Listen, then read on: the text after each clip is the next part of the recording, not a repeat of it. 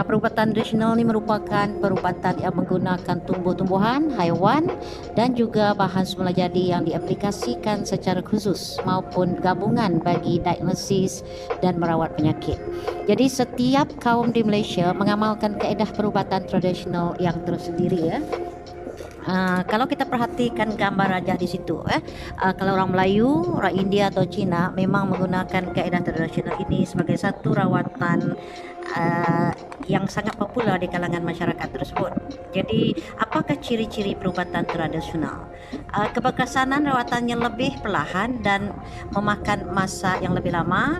Rawatan tradisional menggunakan bahan semula jadi daripada tumbuhan dan juga haiwan. Ciri lainnya adalah kos rawatan yang rendah. Kemudian rawatan tradisional juga diwarisi dan diamalkan turun-temurun dan merupakan, kalau kita perhatikan bagaimana kita nak membuktikan keberkesanannya adalah selalunya melalui pengalaman orang yang mengamalkan perubatan ini. Perubatan moden ni merujuk kepada campuran seni merawat dengan pelbagai bidang ilmu sains yang mempunyai hubungan langsung dengan sains kesihatan dan bioperubatan yang melibatkan bidang-bidang seperti perubatan klinikal, penyelidikan perubatan, pembedahan dalam mengobati penyakit dan merawat kecederaan. Perubatan moden kalau kita perhatikan sudah menggunakan peralatan-peralatan moden, begitu juga dengan ubat-ubatan moden. Okey. Kemudian kita lihat kepada ciri-ciri bagi perawatan moden. Yang pertama ialah kos rawatannya mahal kalau melibatkan pembedahan. Yang kedua ialah rawatan menggunakan ubat-ubatan sintetik, iaitu ubat yang dibuat berdasarkan kesan bahan semula jadi sebenarnya, tapi dibuat secara moden. Kemudian menggunakan kaedah moden seperti melibatkan pembedahan, rawatan laser, radioterapi. Ada ciri lainnya ialah rawatan adalah lebih berkesan dan lebih cepat. Kemudian pembuktian keberkesanan selalunya melalui maklumat daripada klinikal. Jadi itu beza dia perubatan moden dan perubatan tradisional.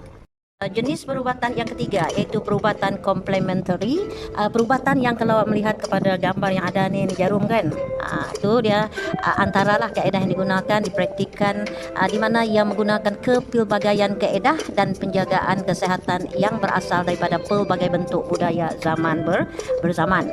Jadi kaedah ini kalau yang ditunjukkan ini aku pancarkan menggunakan ubat jarum di mana hujungnya diletakkan ubatan yang merangkumi dua bahagian utama iaitu produk semula jadi, senaman badan dan juga minda. Dan kaedah ini digunakan bersama rawatan moden bagi merawat sesuatu penyakit seperti rawatan kanser. Jadi dia apakah ciri-ciri perubatan komplementari? Pertama ialah tidak melibatkan pembedahan dan jahitan terhadap tubuh badan. Kedua ialah mengambil kira pandangan pengamal perubatan moden dan juga tradisional. Dan yang ketiga ialah ciri bagi perubatan komplementari itu ialah tidak menggunakan ubat-ubatan terapeutik, dadah dan juga bahan sintetik kimia. Jadi dia banyak menggunakan banyak menggunakan kaedah yang tanpa menggunakan ubat-ubatan.